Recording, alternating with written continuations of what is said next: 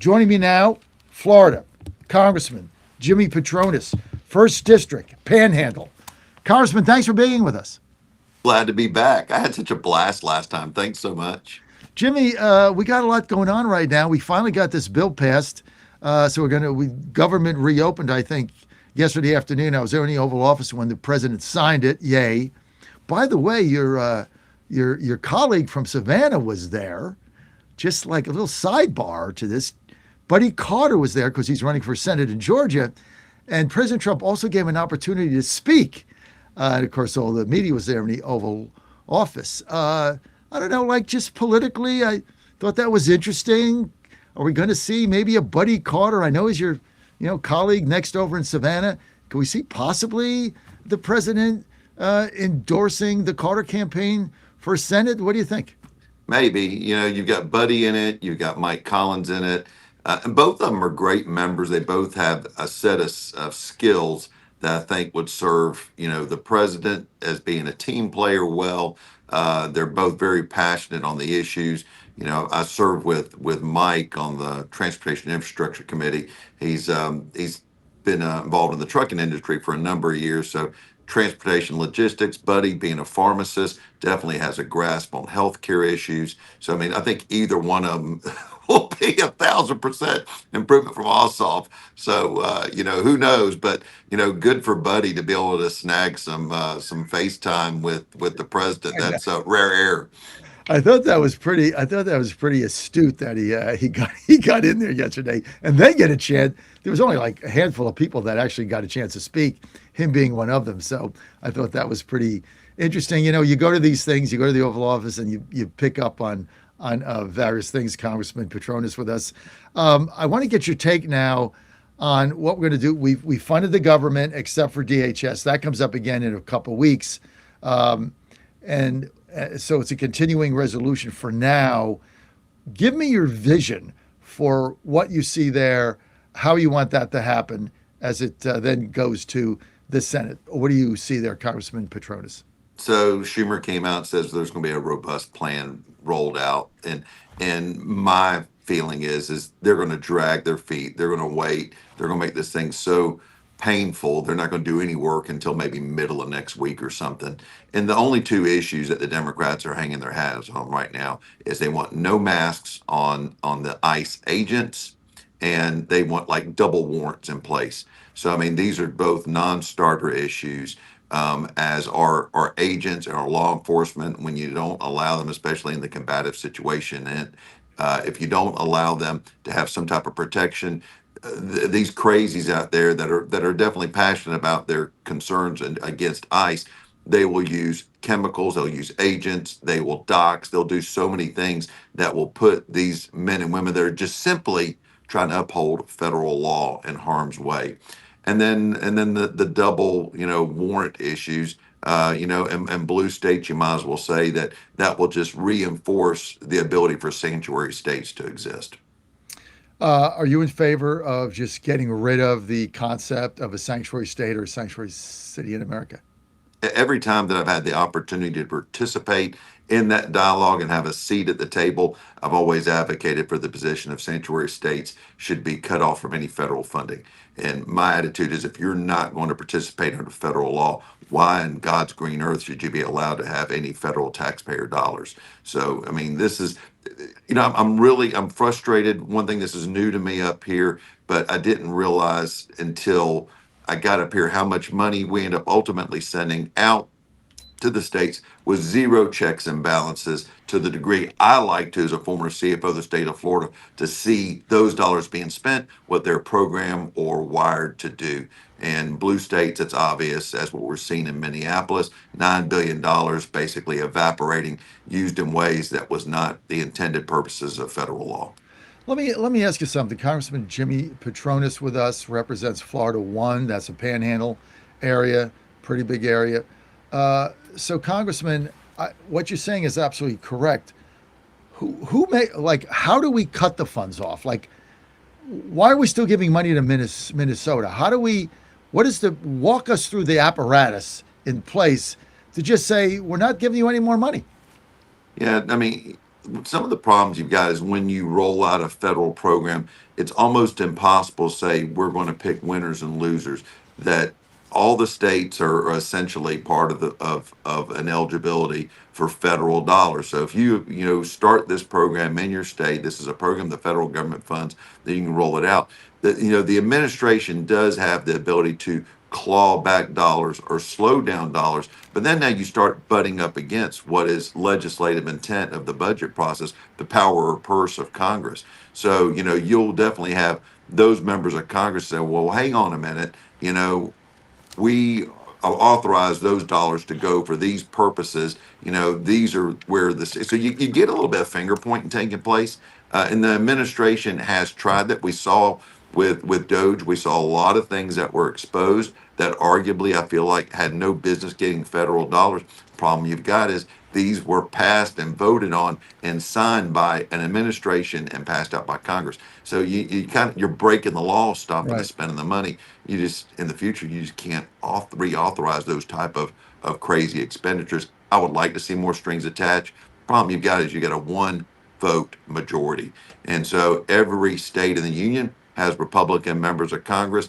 If you go out and you start saying, well, we're going to cut off, we're not going to send any federal funds to California, then you lose members of the Republican California delegation. And when you only have a one seat majority, then you can't pass anything.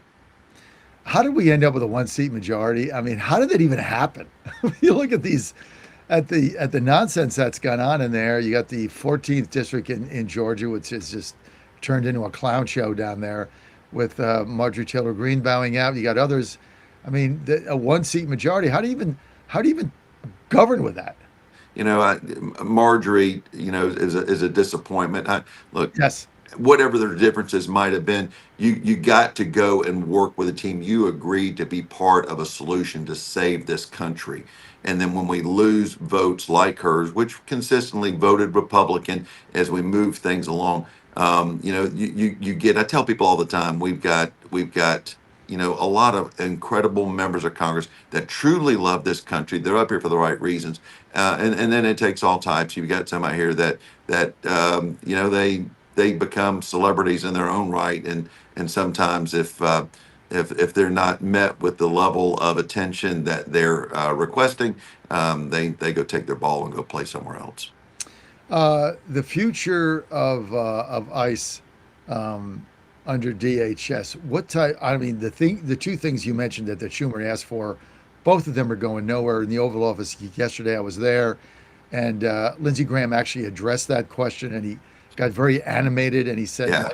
that, he said if you heard it, he blasted Schumer, and he said basically, this is the Blue City ploy not to deport anybody because they want them there for votes and power. What was your reaction to that?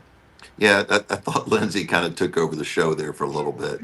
Um, Look, I don't know how we're going to get. Do we do it during reconciliation? Possibly. It's a lot of work that would have to be done in order to pull it off. There's other things that Schumer will, disclose privately to Trump. They've known each other for 40 years. That there'll be something that he'll want that may be more New York City or New York State centric. That may be a way to get Schumer and his team on board. But at the same time, they may be cutting off their nose to spite their face because there's a reality out there. Trump derangement syndrome is real, and anything that Schumer might ultimately do that seem is cooperating with Trump, his base then rises up against him. So it's going to be a real slippery slope. Even though I've talked candidly with a number of Democrats that have told me privately, I like this position Trump's taken. They will share their positions that they agree with the president, that they don't agree with the radical left side of their base, but they can't do it because they know they will be eviscerated or they'll be primaried by their own party, just like with Mondami in New York. Well, so they're petrified. So you got both sides are really dug in here, and I know the president's going to try to find a solution to move forward. But certainly the two things that Schumer suggested, non-starter. It was interesting too. I was there. President Trump two times invoked getting rid of the filibuster. One for the SAFE Act, the other one for getting rid of sanctuary cities. And I was standing in the Oval Office right behind right behind Graham. And of course, I'm taller than him. He's not a very big guy. Right. And he looked, President Trump looked right at Graham and said, "Yeah, Lindsey, we got to get rid of this filibuster, right?" And Lindsey just shook his head and laughed. But the reality is, if you don't get rid of this ridiculous filibuster they've got going on in there, they're never going to pass any of this stuff. Yeah, it's the Jimmy? fear of the unknown. I'm ready to see their eject button hit on the filibuster. The Senate would have to do it internally, but I think the fear is Washington D.C. I was listening to your tee up with here regarding the concerns regarding right to work and those details. Well, you will then end up potentially with that in a change in political winds. Washington D.C. will become a state. Puerto Rico will become a state. You will have, a court of the Supreme Court that is stacked because literally simple majorities will be able to change those outcomes. And then are we opening Pandora's box for short-term game? I get it where the Senate is going, but there's so many things that we've got to do to fix this country. And unfortunately, we're never going to get to 60 votes on some of these issues that, like, how do you get to 60 votes on the SAVE Act? You And we've can't. passed it out of the House twice. Yeah. And I don't get why the Senate doesn't see the merits of it, but there's those out there on the Democratic side are just not going to play ball with IDs at the voter booth. Well, listen, if the cloture rule was something that constitutionally took 60 votes to break, I would be more sympathetic to the Republicans' concerns here. But we both know, Jimmy Patronis, you know, and I know, that if the Democrats took control of the Senate, they would blow that thing up within one day, They right? will. Because They will. Here's the thing that people, I try to tell people this. They came within it 2 votes of blowing it up the last time, and the 2 votes that stopped it, you ready? Kirsten Sinema in Arizona and Joe Manchin in West Virginia. Neither of which are in the process anymore. Thank you. They're not there. And Yeah. Fetterman voted to get rid of it. Yeah. So you have no votes. And any new senator that wins is going to get rid of it because that's what they're campaigning on. So you have no ability to stop it. It'll never they'll implement it immediately and do all that crazy stuff you mentioned. But to me, the best way to not have that happen is by keeping the majority. And the way you keep the majority is by getting things done and motivating your base. And Neither having of which integrity in no. our elections. Right? And having integrity in our elections. Exactly. Yeah. But there's no reason on God's green earth Georgia should have 2 Democratic senators. So, I know there's those out there that are concerned about, well, why is the FBI looking into the 2020 election right now? Well, you know what? There's obviously the president gets access to things that you and I will never see. Okay. And so I'm wherever he wants to get some of his questions answered to get to the bottom of issues that he knows were in our rearview mirror. Hell, go get to the bottom of it. Get your closure on this. If there's things that come up, well, it's obvious we have a problem there, and arrest needs to be made. No, listen, I think you're 100% correct. And Ann and I bought a radio station in Atlanta just for this Okay. reason back in 2020 because I covered that thing in depth on the ground. It was, we've got affidavits of serious Yeah. election officials down there, veterans, who said there were 30,000 ballots, up to 30,000, that were logged in as mail-in absentee ballots that were on pristine paper, were not folded, had no corresponding envelopes with them. So they're 30,000 envelopes short, and they tried to get a forensic audit. We could never get it done. They hired a bunch of, trial attorney lawyers. And now finally, Caroline Levitt yesterday was asked the question about sending Tulsi Gabbard there when I was at that gaggle, and she said, well, newsflash, Tulsi Gabbard serves at the pleasure of the president. So he decided to send her to monitor. That's like his decision. He can send anybody wherever he wants. So, the whole thing, once they get to the bottom of this, here's what you're going to find. I'm going to make this prediction because I've been following this for 6 years. Okay? These ballots are fake. 30,000 were run through a copy machine. It wouldn't have affected the presidency because even if you flip Georgia, Biden still wins. However, Purdue would have won that Senate seat reelection without a runoff. Sure, Losing sure. that changed the balance of power in the nation. That's how serious this is, Congressman Petronis. Well, and so you can go reflect on Dinesh D'Souza's movie. Even if 50% of that movie was inaccurate, that's still a big damn problem.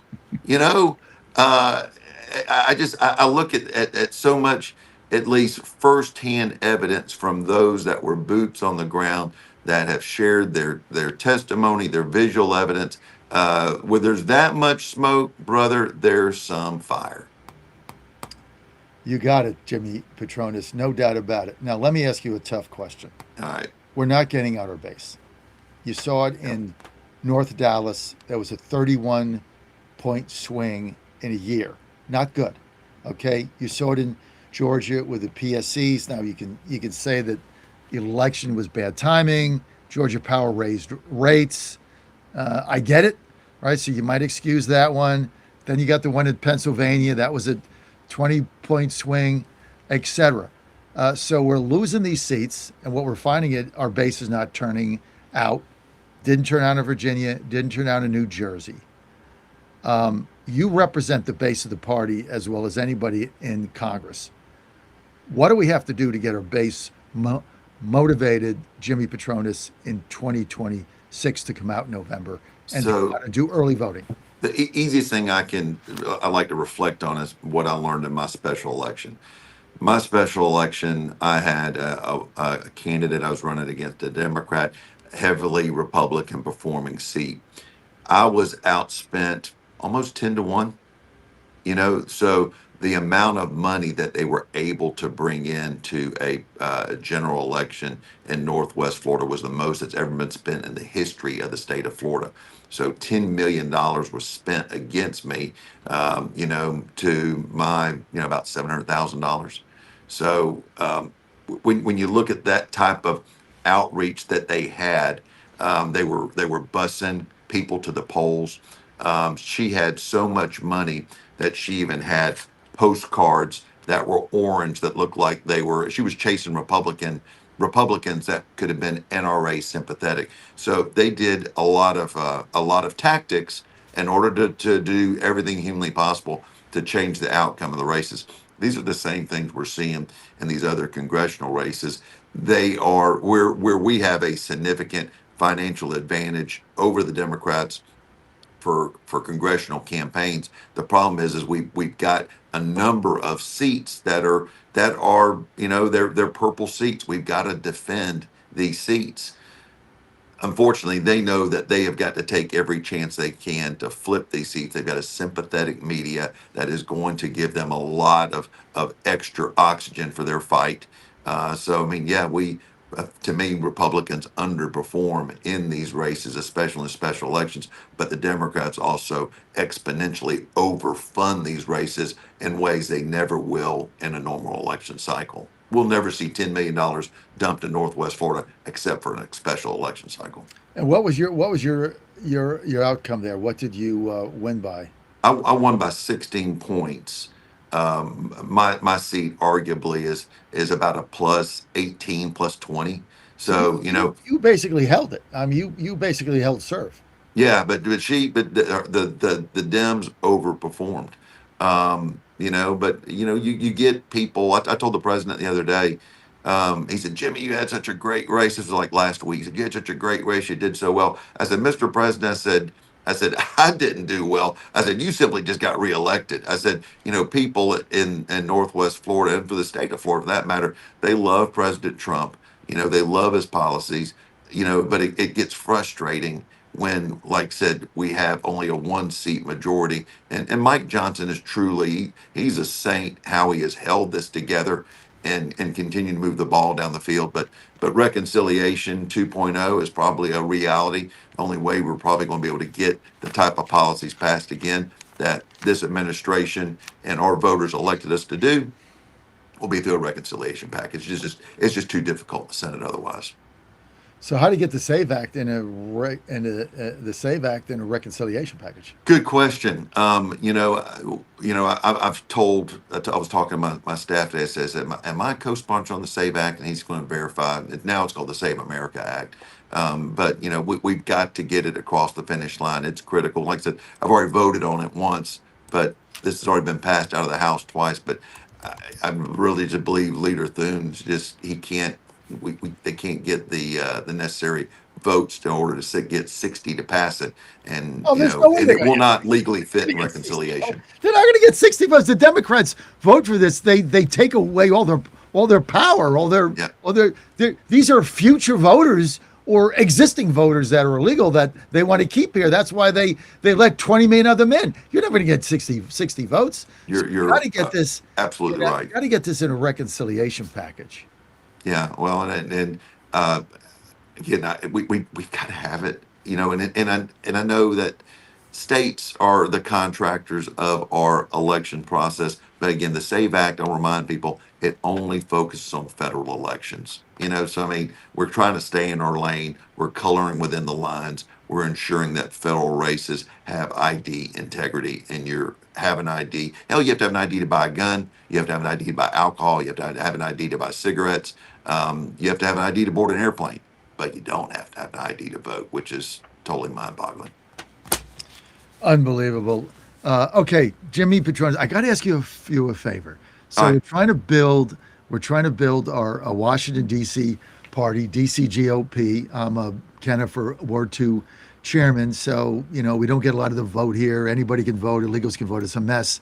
So we're trying to get to oversight and do that. But in the meantime, we're trying to build our party. We have an advisory council, and you're very passionate about what you do. I would love to get you as a speaker at our advisory council, which is right at the Capitol Hill Club. Actually, it's at the RNC in the conference room downstairs. Love to be able to get you there one night, shoot you and your staff some dates, and I think you got a great message that would really resonate with our. Keep me in the loop. I'd love to be. It'd be an honor. All right, and I will reach out to you, get your staff, get you some dates, and good to have you there, Congressman Jimmy Patronis. People want to follow you on social media. Where do they go? It's at Jimmy Patronis, JIMMY PATRONIS on X. It's the same thing and it's J Patronis at Instagram. But would love to have the follow. Thanks for the shout out and the time to join you today. Thank you, sir. And we'll look forward to having you at our advisory council meeting. And Peach Crew coming up, Georgia, 9:00. Debbie Dooley. I know for a fact she's already texted me like 19 times. Loaded for bear. It's going to be fun. Stay with us.